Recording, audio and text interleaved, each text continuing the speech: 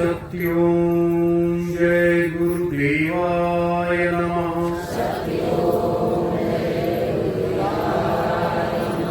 सत्यों जय गुरुदेवाय नमः।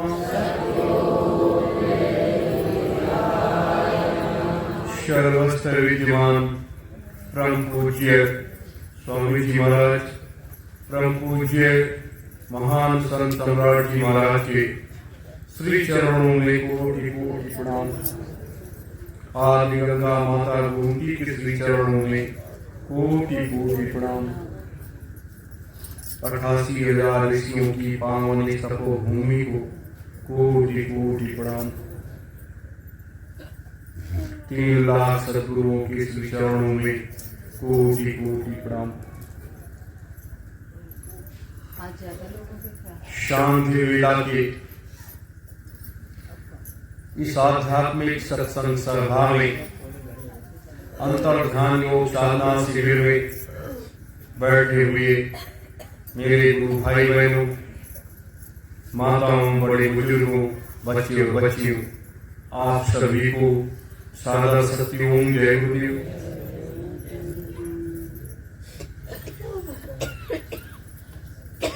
हम आप सब रात्रि के इस प्रथम आरंभ में सतयुग तीर्थ की इस पावन धरा पर अंतर ध्यान योग साधना शिविर में बैठे हुए हैं। अभी आप सबों ने सिमरन, ध्यान और भजन किया।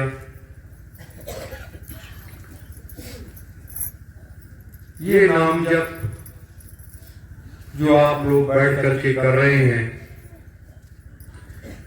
ये एक अलौकिक शक्ति का एक दिव्य केंद्र है। हमेशा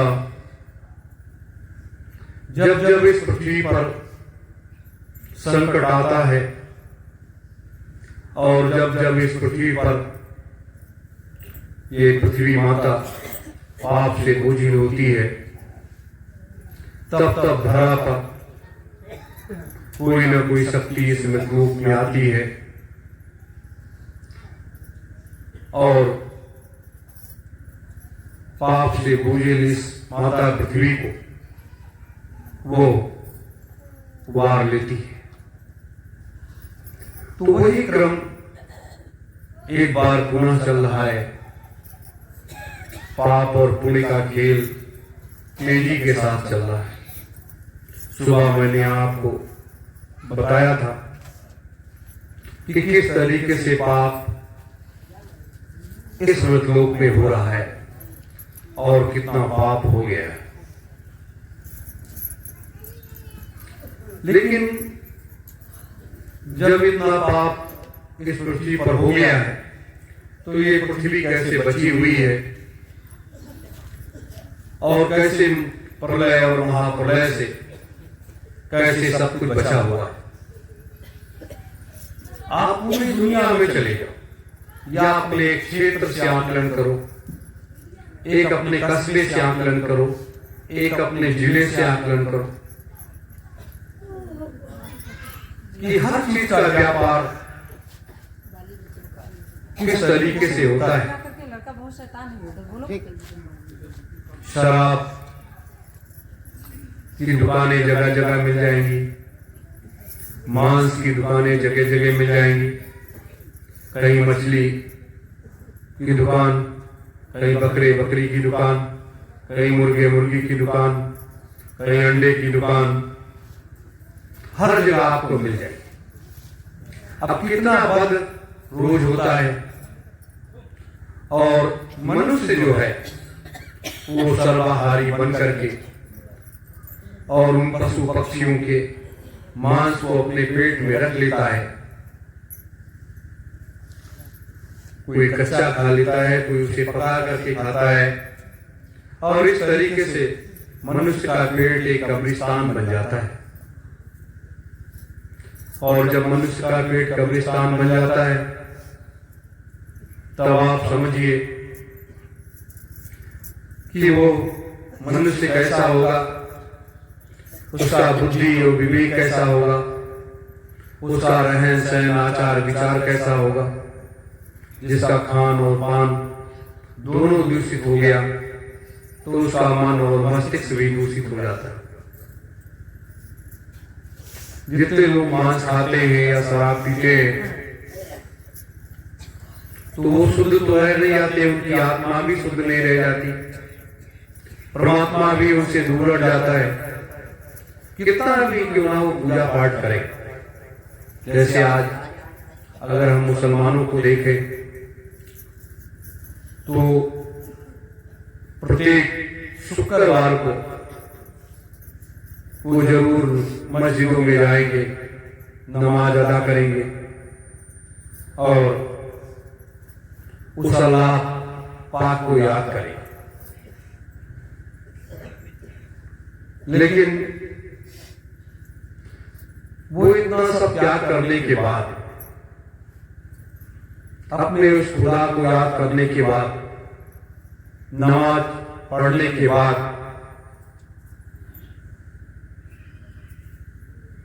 क्या खुदा उनसे पसंद हो जाता है? खुदा कभी नहीं पसंद होता है। इसलिए पसंद नहीं होता कि वो सर्वाहारी लोग हैं, और जब सर्वाहारी व्यक्ति मांस को अपने पेट में रखता है, एक दूसरे पशु पक्षी जीव जंतुओं का मांस बना करके वो अपने मुख से अपने पेट में लेकर के जाता है, तो वह व्यक्ति पवित्र होता है। कभी भी उसकी नमाज और कभी भी उस व्यक्ति की प्रार्थना परमात्मा या खुदा कभी कबूल नहीं करता है। कितना वो स्तुति कर ले, कितना वो प्रार्थना कर ले, लेकिन कभी भी उसकी स्तुति और प्रार्थना कभी कबूल नहीं करता है। इसलिए लोग वैसे रह जाते हैं, और जब उनकी जीवात्मा इस शरीर से निकलती है तो प्रेत उनमें चले जाते हैं, 84 के नरक में चले जाते हैं और 84 का चक्कर काटा करते हैं। इसी कारण आज इस मृतलोक में प्रेत आत्माओं से जगह खाली ही नहीं रह गई। इतनी प्रेत आत्माएं जगह जगह हैं। हम आप सब भी यहाँ बैठे हुए हैं, हम आप सब भी यहाँ बैठे हुए हैं, क्या यहाँ प्रेत आत्माएं नहीं हैं? लेकिन ये सतयुग तीर्थ की ये पावन धरा जब सृष्टि की संरचना होने लगी, पृथ्वी का निर्माण कार्य आरंभ हुआ, तो एक ऐसे कुछ जगहों को सुरक्षित किया गया कि जब कभी इसकी आवश्यकता पड़ेगी तो हम लोग जाकर के उस जगह पर बैठ करके और वहां से अपने कार्य व्यवस्था का संचालन करें। तो ये पूर्व से निर्धारित ये व्यवस्था है, और यहां सभी यहां पर 88,000 ऋषियों ने भी बैठ करके साधना किया, यज्ञ किया। भगवान राम जब लंका को जीत करके रावण को मार करके जब वो वापस आए तो उनको ब्रह्म हत्या का पाप लग गया। कि जब ब्रह्म हत्या का पाप लगा तो उसके मुक्ति के लिए इस पृथ्वी पर कहीं कोई जगह नहीं है जहां आप चले जाओ, जहां आप बैठ करके आपको मुक्ति मिल जाएगी। मेरे प्रेमी जनों, भगवान राम यहां पर आए, जहां पर यह धर्म ध्वजा लगी हुई है, इसी जगह बैठ करके उन्होंने 1 महीने तक यज्ञ किया।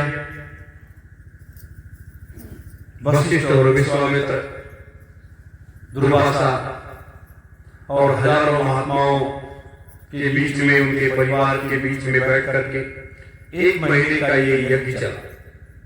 और ये परिक्रमा जो 84 कोसी की होती है, यहाँ लोग करते हैं, ये परिक्रमा यहाँ प्रथम आरंभ भगवान श्री राम ने आरंभ किया था। और ये परिक्रमा पूर्ण करने के बाद 1 महीने का उन्होंने यज्ञ किया, तब उनको जाकर के पाप से मुक्ति मिली। दूसरी स्थिति, जब भगवान कृष्ण ने सारा महाभारत हो गया, सारा खेल हो गया, तब उसके बाद भगवान कृष्ण ने भी इसी जगह को चुना और यहां आकर के उन्होंने उन 5 पांडवों को भी लेकर के आए और 1 महीने तक का यज्ञ किया। और 1 महीने यज्ञ करने के बाद इस पृथ्वी पर घास के ऊपर वो लेटते थे, और सीधा नहीं लेटते थे, वो पेट के बल लेटते थे। पेट के बल लेटते थे क्योंकि इसमें समाहित जो शक्तियां थी उसका वो अपने अंतर में आत्मसात करते थे और अपने पापों को समाप्त करने के लिए हर संभव प्रयास करते थे। मेरे प्रेमी जनों, इसी क्रम में जब इंद्र को श्राप दे दिया गौतम ऋषि ने, ये सतयुग की बात है, तो यही जगह भाग करके आए और भाग करके आए, यहाँ के महात्माओं का सानिध्य प्राप्त किया। और उनको तब इस आदि गंगा माता गोमती में डुबकी लगाते थे रोज। 1 साल तक उनको यहाँ डुबकी लगानी पड़ी और बैठ करके साधना करनी पड़ी और महात्माओं के साथ यज्ञ में आहुतियां डालनी पड़ी। तब उनके शरीर में जो गौतम ऋषि ने श्राप दे दिया था, पूरा शरीर उनका ऐसा विचित्र स्थिति में था कि हर जगह उनके शरीर में भंगी बन गया था। और ऐसी स्थिति में तब जाकर के उनको उस पाप से मुक्ति मिली। ये वो जगह है जहां हम आप सब बैठे। मेरे प्रेमी जनों, लोग कहते हैं यथार्थ सत्य, ये यथार्थ सत्य है। और माता पूर्णिमा को प्रसन्न करने के लिए जब भगवान कृष्ण ने कहा युधिष्ठिर से कि आप जब तक माता पूर्णिमा को प्रसन्न नहीं करोगे तब तक ये युद्ध नहीं जीत सकते। स्वयं परमात्मा साथ होते हुए भी दिव्यास्त्रों की आवश्यकता पड़ी। अर्जुन को अलग लगाया, इन लोगों को अलग लगाया और यहां आकर के 5 पांडवों ने बैठ करके साधना करने लगे। माता पूर्णिमा को प्रसन्न करने का हर संभव प्रयास करने लगे। और प्रयास करते करते जो है, जब माता पूर्णिमा 1 वर्ष बीत गया लगभग, जब प्रसन्न हुई, तब विजय श्री का आशीर्वाद तो उनको मिल गया, सब कुछ हो गया। लेकिन अंत में युधिष्ठिर ने श्राप दे दिया कि हे मां, अगर किसी के ऊपर विपत्ति आ जाए और वो आपको पुकारने लगे तो आप अगर इतना देर करोगी तो उसका तो विपत्ति, उसका कष्ट और बढ़ता चला जाएगा। हो सकता है उसका शरीर ही शांत हो जाए। तो ऐसी स्थिति में कलयुग में आप बार बार आओगी, हर महीने आओगी आप। मेरे प्रेमी जनों, ये क्रम, ये वो धरा है, ये वो जगह है जहां अनादिकाल से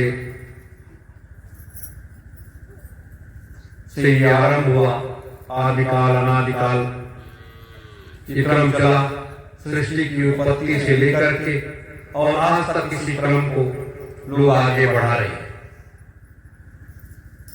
प्रभु स्वामी जी महाराज ने भी 1997 में जब यहाँ आए गुरु पूर्णिमा के कार्यक्रम में, तो उन्होंने स्पष्ट कहा कि बच्चों मैं सतयुग का बीज बोने आया हूं, मैं सतयुग का बीज बोने आया हूं।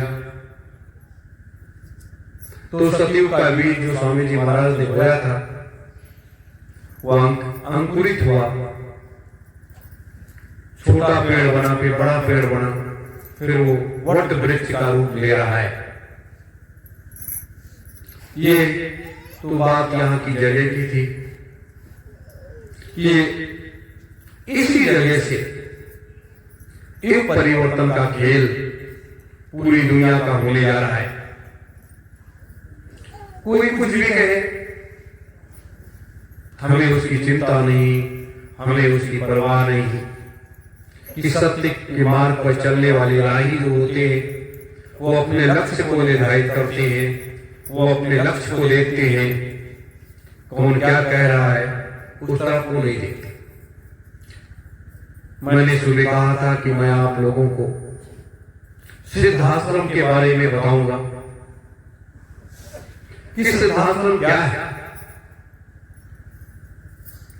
सिद्धाश्रम वो जगह है जहां पर आज भी 3000 महात्मा सतयुग, त्रेता, द्वापर और कलयुग के बैठे हुए,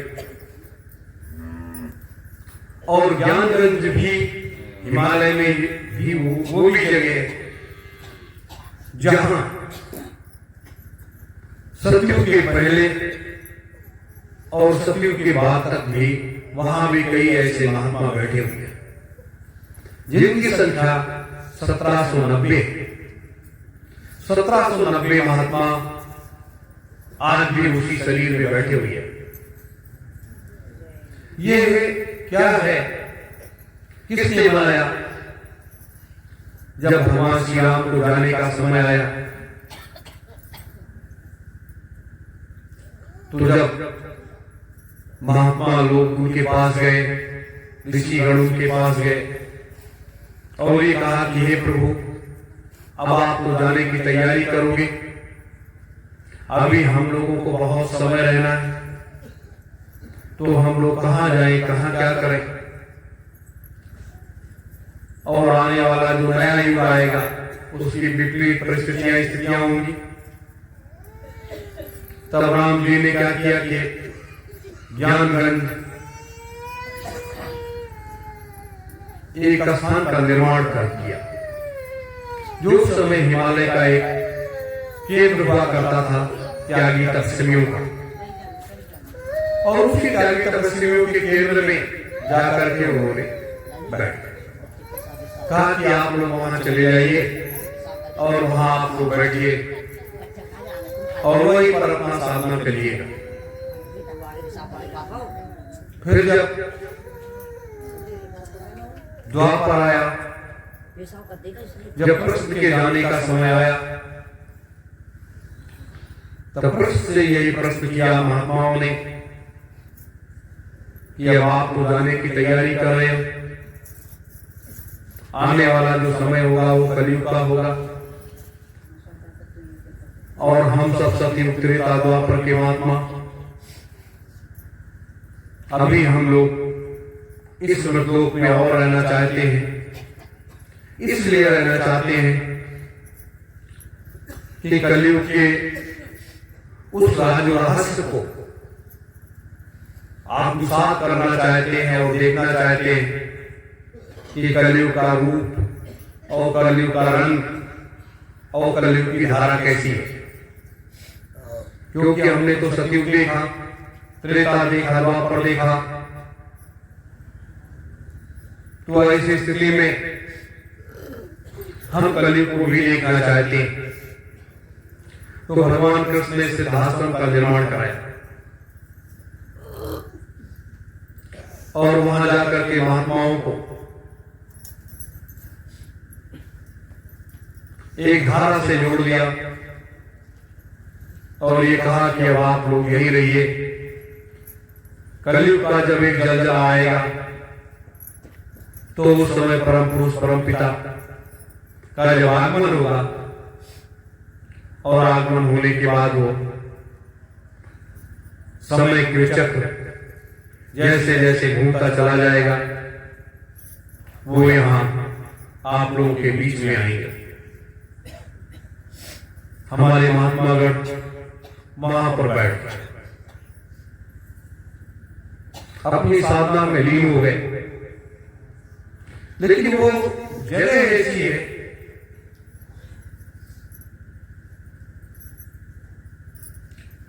जहां पेड़ है, प्रकाश है, और वो जो पेड़ है उनके बहुत छोटे छोटे पत्ते और प्रकाश,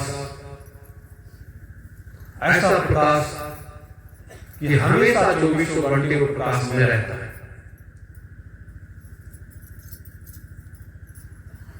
कहीं लाल पीला, कहीं नीला, ऐसा मिला हुआ प्रकाश वहां रहता है।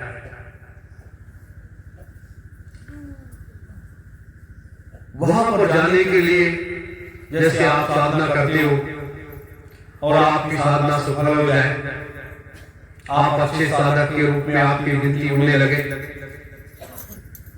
किसी भी महात्मा का सानिध्य पकड़ लीजिए, साधु का पकड़ लीजिए, जो आप कभी गया और वो जब चाहे तो आपको अपने साथ लेकर के जा सकता है। कैसे लेकर के जा सकता है कि जब आप उसके पास पहुंचोगे तो आपको वायु मार्ग से जाना पड़ेगा,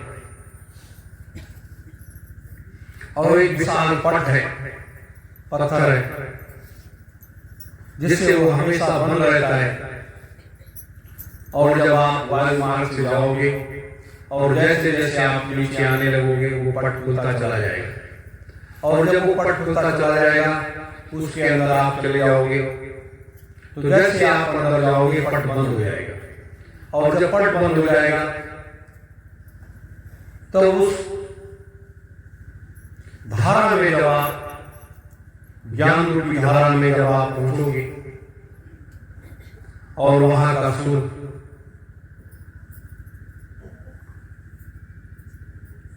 जैसे आपके कानों में पड़ेगा, आपको कोई भी शक्ति जो लेकर के जाएगी वो इशारा कर देगी कि वहां छोटी सी बड़ी सी लकड़ियां ऐसे रखी हुई है, उसको आप मुंह में डाल लोगे, वो थोड़ी देर में गल जाएगी। उसका रस ऐसा होगा, मिठास भरा रस होगा, और आप ये चाहो कि हम जगह जगह घूमते रहें, आप आगे बढ़ते चले जाओगे, महीनों उसके अंदर रहो, आपको कोई पता नहीं चलेगा कि हमें महीना भर बीत गया। ये होगा कि अभी हम इसके अंदर आए हैं। मैंने सूर्य भी बताया था कि उसमें शोभम का नाम जब 24 घंटे चलता रहता है। इतना मधुर शब्द 24 घंटे वहां यही आवाज गूंजती है, शोहम शोहम शोहम शोहम। इस तरीके से मधुर आवाज वहां 24 घंटे पूजा करते हैं। महात्मा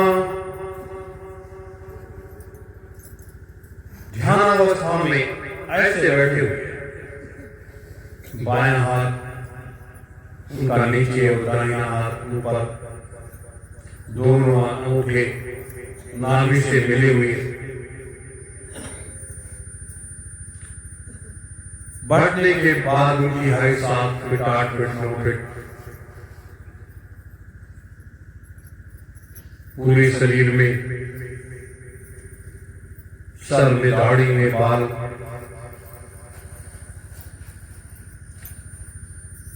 और वो ध्यानावस्था की मुद्रा, वो ध्यानावस्था की मुद्रा जबरदस्त आकर्षित करती है। वहां घूमते रहिए, उनका सानिध्य प्राप्त करते रहिए। लेकिन जब आप इस धारा में पहुंचोगे, वो वास्तविक सत्य नहीं है। इसलिए सत्य नहीं है कि आज तक उसका कोई फोटोग्राफ नहीं कोई ला पाया। उधर हवाई जहाज या कोई भी चीज जाती है या कुछ भी जाए तो वो इतना आध्यात्मिक शक्ति है, इतना पावर है कि हवाई जहाज भी बैक हो जाती है। कितने भी ड्रोन, कितने क्या, सब बैक हो जाती है। उसकी परिधि में किसी पूरा प्रवेश जो है वर्जित, कोई पहुंच नहीं पाता। तो हमें आपको ये सोचना चाहिए कि इस तरीके से सिद्धाश्रम की एक बृहद संरचना कृष्ण ने किया। जब भगवान कृष्ण ने एक बृहद संरचना किया और इसलिए किया कि कलिकाल की तपिश, कलिकाल की गर्मी ऐसी होगी और वो ऐसी धारा बहाएगा कि उस धारा में सबका बुद्धि और विवेक भी बढ़ जाएगा। जब द्वापर में ऐसी धारा बही कि लोगों का बुद्धि और विवेक बढ़ गया, काम नहीं किया, तो ये तो कलयुग से कई हजार गुना ज्यादा खतरनाक है। तो इसमें क्या स्थिति होगी? इसलिए पूर्व से सारी व्यवस्थाएं हमारे महात्माओं ने, ऋषियों ने पहले से ही किया। और उसमें सिद्ध आश्रम में जो सोहम का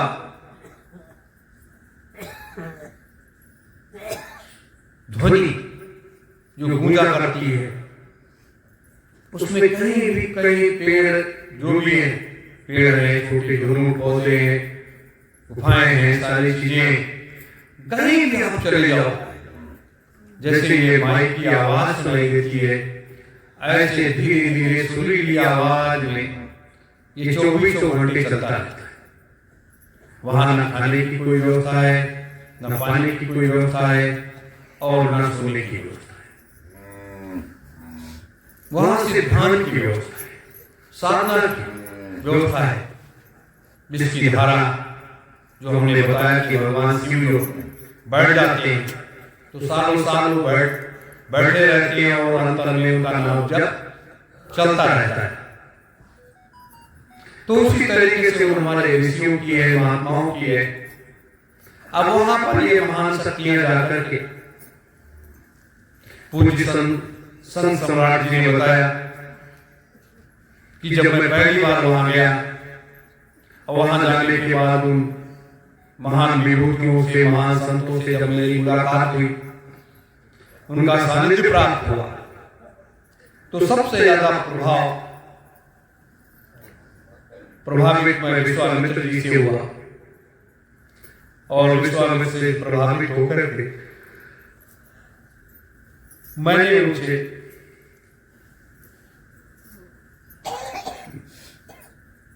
दीक्षा ले लिया।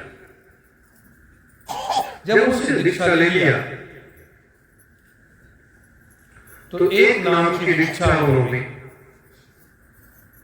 ये किया, सत्यम नाम की दीक्षा विश्वामित्र जी ने दिया और उसको मैंने आधार बना लिया। लेकिन जब जो व्यक्तियों का अंश है तो उसकी शक्ति एक अलग है, लेकिन तब भी इस मृतलोक के नियमों का उन्होंने पालन किया और उस धारा को अपने विपरीत मोड़ने का प्रयास किया। जबकि आजादी के आंदोलन के पहले बचपन से उनके गुरु स्वामी विवेकानंद को अपना गुरु मानते थे। कई ऐसे महात्माओं के सानिध्य में गए जहां पर कई कई चीजें उन्होंने सीखा नेताजी ने। तो ये सीख, ये धारा जो है उन्होंने भाई। लेकिन मुझे है ना आश्रम पर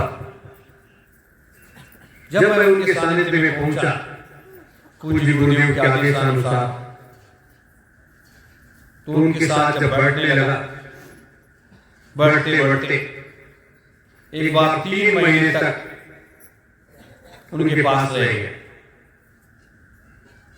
पूरी रात अंदर बैठता था मैं और पूज्य गुरुदेव संत सम्राट जी, उनकी मड़ैया में बैठता था और बैठ करके साधना के उस पथ मार्ग को तय करता था। तो महात्माओं के सानिध्य में जाने के बाद बहुत कुछ सीखने को मिला। महात्माओं के पास ज्ञान का अपार भंडार है।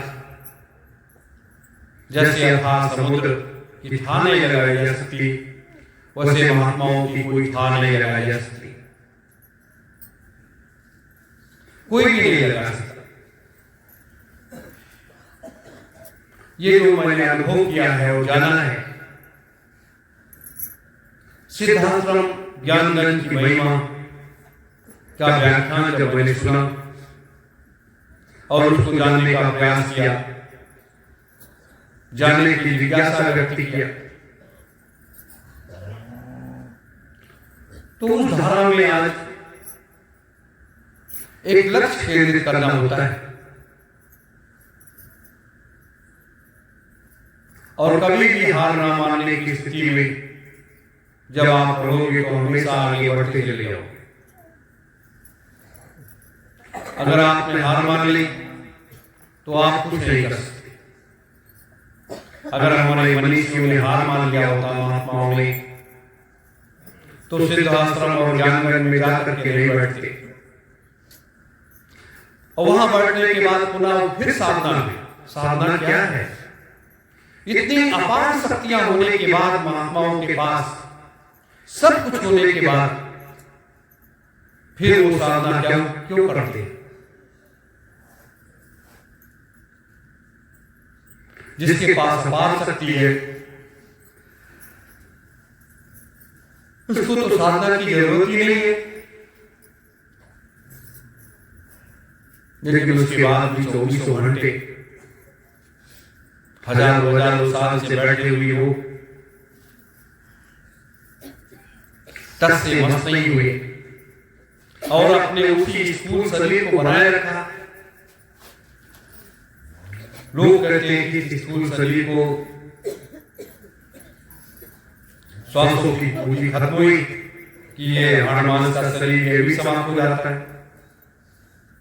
लेकिन उन ऋषियों का तो नहीं समाप्त हुआ, महात्माओं का तो नहीं समाप्त हुआ, उसी शरीर में बैठे रहे। और इसके बारे में मैं आपको बताऊं, ये किसी न किसी जन्म का पूर्ण उदय जब होता है, तब ऐसी जगहों पर जाने का मौका मिलता है और ऐसे अच्छे विचारों को सुनने का मौका मिलता है और एक अलग राह का राही बनकर के साधना और भक्ति करने का समय आता है। इसी तरह से जब राजा विक्रमादित्य राजा बने तो उन्होंने उनके राज्य में जितने भी कर्मचारी थे सबको उठा दिया और नए कर्मचारियों की भर्ती किया और सबसे ये कहा कि आप लोग एक पोटली में अपने घरों से चावल लेकर के आइए और यहाँ हमारे राज दरबार में इसे रख दीजिए। राजा विक्रमादित्य के नए कर्मचारियों ने पोटली रख दिया ला करके और वहां की कार्य व्यवस्था को देखने लगे। जब कार्य व्यवस्था को देखने लगे तो जब वहां उनके राज्य में जितने भी अधिकारी कर्मचारी थे, सुबह आते तो उनको पोटली दिखाई जाती और शाम को जाते तो वही पोटली दिखाई जाती। ये क्रम जब आगे बढ़ता चला गया तो एक दिन महामंत्री ने पूछा कि महाराज ये ऐसा क्यों किया जा रहा है कि हम आते हैं, हमारा ही जो चावल का दाना हमने दिया है वो हमें दिखाया जा रहा है, और जब जाते हैं तो तब भी दिखा दिया जाता है। ये क्या?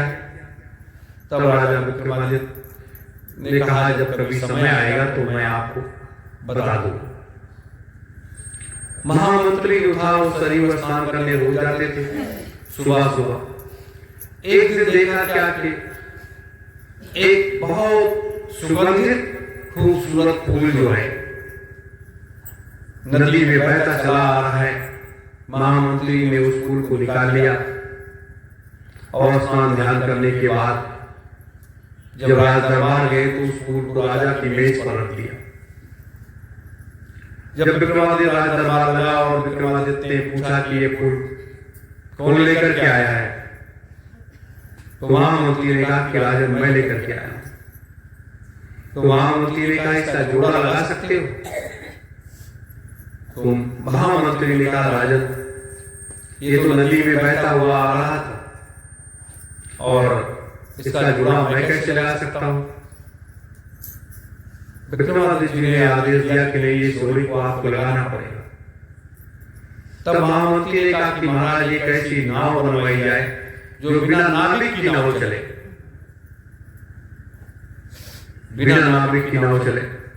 तिजोरा पेट दिया गया, एक मिस्त्री तैयार हुआ और उसने वो नाव बना करके तैयार कर दिया। जिस धारा से वो फूल आ रहा था उसी धारा में नाव लेकर के महामंत्री चल दिए।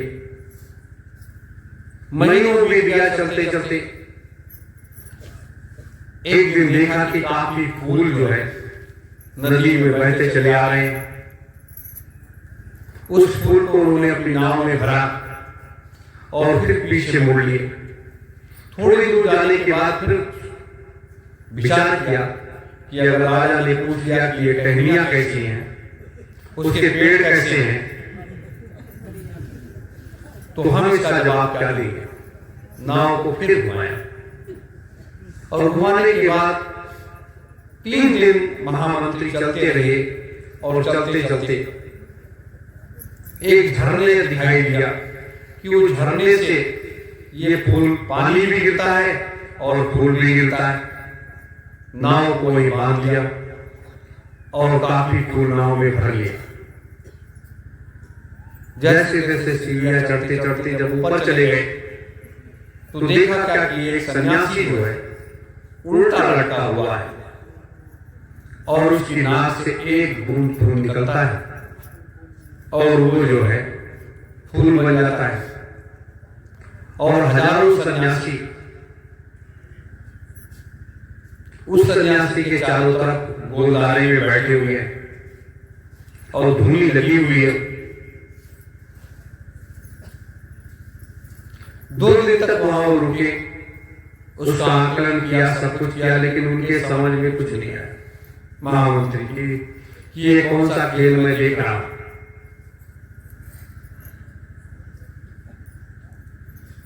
और वहां से जब चले, जब वो पहुंचे अयोध्या,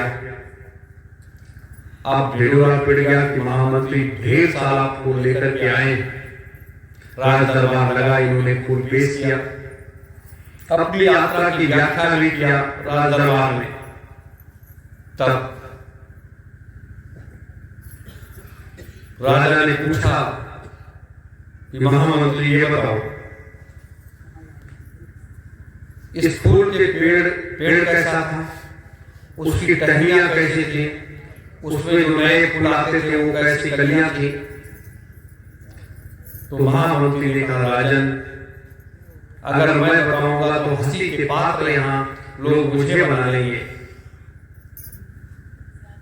लोगों ने कहा, राजा ने कहा कि नहीं, ऐसी बात नहीं, कोई हंसी का पात्र नहीं बनाएगा।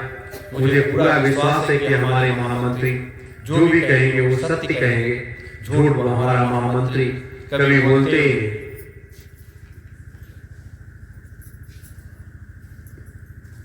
यह बात जब राज दरबार में उन्होंने कहा तो और बैठे हुए लोग ये कहने लगे कि कैसे आप साबित कर पाओगे कि आप जो भी कहोगे वो सत्य कहोगे। जैसे आज अपने लोगों के सामने है कि कैसे आप साबित करोगे कि प्रभु स्वामी जी महाराज संत सम्राट जी महाराज सिद्धाश्रम में बैठे हुए हैं और अपनी कार्य योजनाओं की भरपाई कर रहे हैं।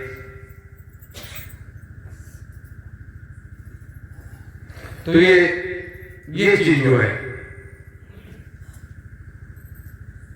अब बात आई गई साबित करने। तब महामंत्री ने कहा कि राजन, जो मैं सत्य को ही अपने नेत्रों से देखा है उसकी व्याख्या मैं करूंगा। राजा ने कहा, आप बताइए मुझे, अपने आपके ऊपर अटूट विश्वास है कि जो भी कहोगे आप सत्य कहोगे। महामंत्री ने कहा कि राजन, एक सन्यासी उल्टा लटका हुआ है एक पेड़ से, और सिर्फ उनके नाक से एक बूंद खून निकलता है और एक फूल बन जाता है और वही बहने लगता है। इस तरीके से एक 24 घंटे चलता रहता है और हजारों सन्यासी उसके आसपास धूनी रमाए बैठे हुए हैं जो साधना में लीन है।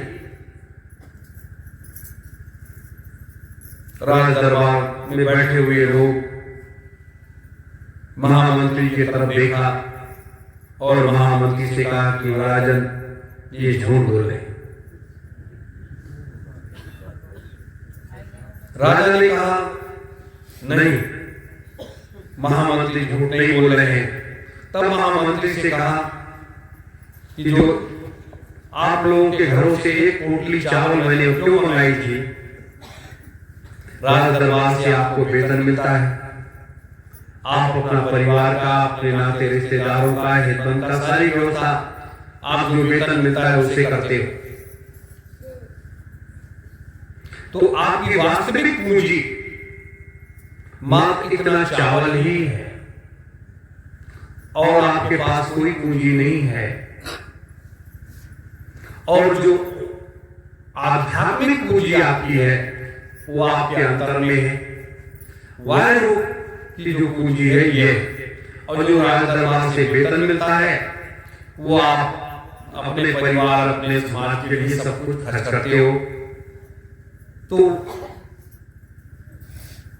महामंत्री से कहा कि राजन, वो जवाब आपको मिल गया। जब राजा ने महामंत्री से कहा है कि ये जवाब आपको मिल गया जो एक दिन आपने प्रश्न मुझसे पूछा था, कहा। फिर राजा ने कहा विक्रमादित्य जी ने कि वो शरीर जो लटका हुआ है, आप जानते हो, वो आज के 7वें जन्म का मिला है। इतनी कठोर साधना करने के बाद मैं राजा बना, और जो चारों तरफ बैठे हुए आप, वो सब आप लोग हो। जो चारों तरफ बैठे हुए हो वो आप सब लोग हो। तो जब मैं इतनी कठोर साधना किया तो मैं तो राजा बन गया, और आप लोग मेरे साथ बैठ करके साधना किए, धूली जमा करके, तो आप सब इस राज दरबार की व्यवस्था के अधिकारी कर्मचारी बन गए। तो बिना तपोबल से, बिना साधना के कोई चीज मिलती नहीं। अब बताओ कहां 7वां जन्म और कहां ये वर्तमान का जन्म। उसी हाड़मास शरीर से वो उल्टे लटके हुए हैं, और उसी हाड़मास के शरीर से वो मनुष्य रूपी जीवात्माएं वहां बैठी साधना में ली गए, और पुनः मां के गर्भ से जन्म लेकर के 7वें जन्म में ये लोग पुनः आ गए। इसीलिए कहा गया है, महात्मा जो सिद्ध पुरुष होते हैं, एक समय उनका 1000 रूप होता है, 1000 नाम होता है, 1000 स्थान होता है। एक समय में वो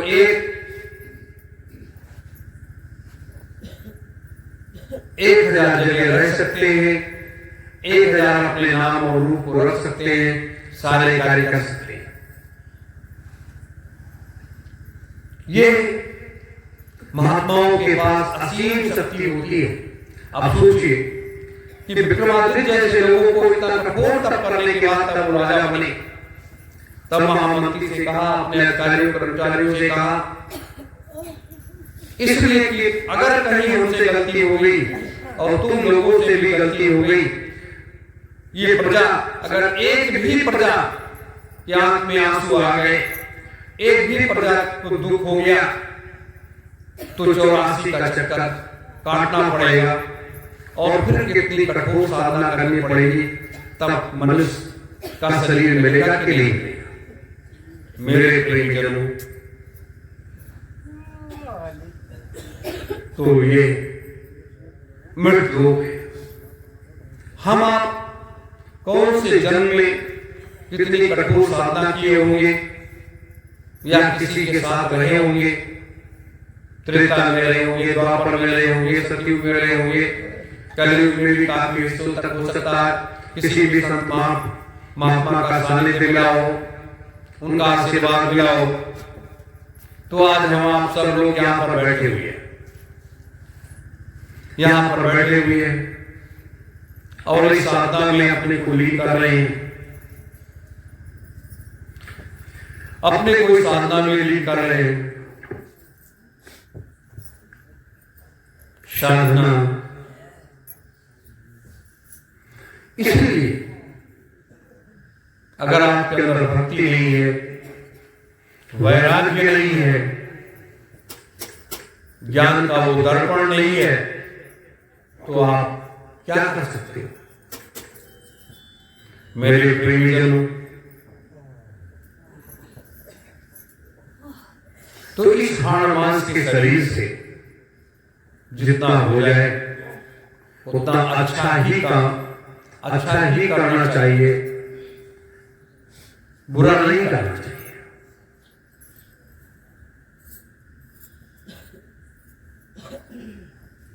ये मैंने आपको आज ये उदाहरण इसलिए बताया कि ये आत्मा और परमात्मा का खेल जो है बड़ा विचित्र है, और इस हाड़ मांस के शरीर को आप जब तक चाहो जब तक इस मृतलोक में रह सकते हैं, आपका ये हाड़ मांस का शरीर रह सकता है। ये नहीं कि हमारा हाड़ मांस का शरीर जर्जर हो गया, आत्मा कभी विलुप्त तो होती नहीं, आत्मा अपने लक्ष्य को केंद्रित करती है और आगे बढ़ती है। मेरे प्रेमीजनों, इस बात को मैंने आप सबों को बताया और इस बात को जरूर आप चिंतन और मनन करिएगा। बात आती है सिद्धाश्रम और ज्ञानगंज जाने आने की। जैसे अपने लोगों ने 5 नाम सतपुरुष का जपते हुए सतलोक तक जाने की बात की है कि अगर हम सत्यलोक तक पहुंच गए तो फिर क्या कहना है, जाएंगे आएंगे समस्त लोकों में भ्रमण करेंगे और वहां की आबोहवा, वहां की व्यवस्था देख करके हम इस लोक में भी वैसी व्यवस्था की स्थापना का विचार करेंगे। तो आप सोचो कि जब उसी तरह से ये व्यवस्था है, तो इस जन्म और मृत्यु के खेल का इतना बड़ा राजरास है कि संत मत की मर्यादा भी कहीं कहीं छूट जाती है।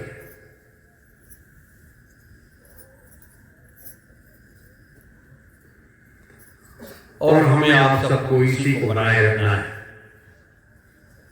ये संक्षेप में मैंने आपको ये बताया है। कल मुक्ति दिवस, परम पूज्य स्वामी जी महाराज 23 मार्च 1977 को जेल से छूट करके आए थे। उसको संगत के प्रेमी जन पूरे देश में बड़े धूमधाम के साथ मनाते हैं कि आज ही के दिन हमारे गुरु, हमारे पिता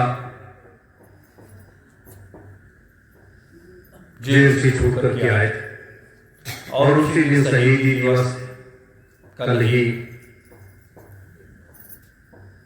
भगत सिंह, सुखदेव और आज तीनों को फांसी दे दी गई थी। इसमें भी कई शंकाएं हैं, कई चीजें हैं। उसको भी लोग बड़े धूमधाम के साथ मनाते हैं कि भारत माता की आजादी के लिए 3 ऐसे दीवाने अपने को समर्पित करते हुए अपने प्राणों की आहुति दे दिया। तो ये जो 2 घटनाक्रम है कल के, हम आप सब अपने महापुरुषों को याद करते हैं, अपने राष्ट्रभक्तों को याद करते हैं और उनके किए गए कार्यों को जितनी भी प्रशंसा किया जाए उतना ही कम है। मेरे प्रेमीजन, अब ये कल का विषय है। कल सुबह अपने लोग धर्म ध्वजा को बदलेंगे और उसके बाद यहां फिर आकर के बैठ जाएंगे और अपने कार्यक्रम को आगे बढ़ाएंगे। विस्तार से इन घटनाक्रमों के बारे में और परम पूज्य स्वामी जी महाराज के बारे में बड़े विस्तार से आप लोगों को बताएंगे और कई हमारे वक्तागण भी कल अपनी बातों को रखें। मेरे प्रेमीजनों, इसलिए नाम जप जरूर सोते जागते उठते बैठते इसको कभी बंद न करिए। थोड़े समय में इसका प्रकाश आप लोगों को दिखाई देने लगे और समय का चक्र तेजी के साथ बदल रहा है। तो ये कुछ बातें थी जो मैंने आपके बीच में रखी हैं। रात में के लिए किसी की भी चर्चा को सुनिए तो जरूर चिंतन मनन करिए।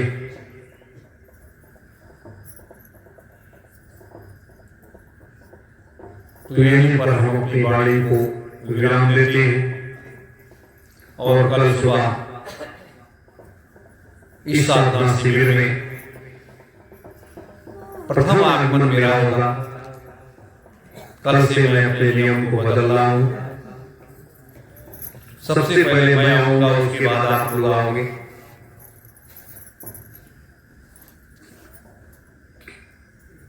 क्योंकि ये साधना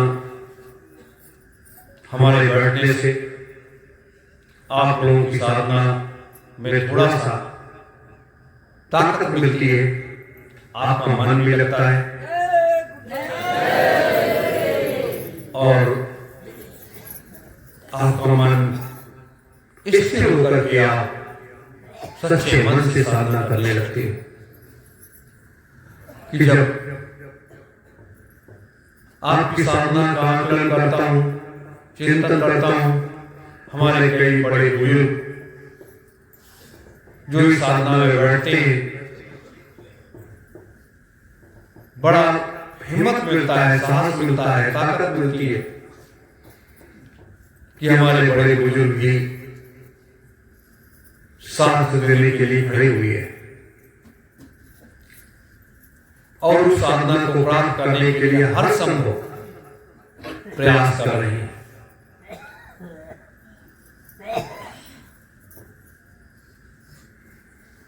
तो आज इस रात्रि वेला के प्रथम पहर में आप सभी धर्म प्रेमी गुरु भाई बहनों को सादर सत्यों जय।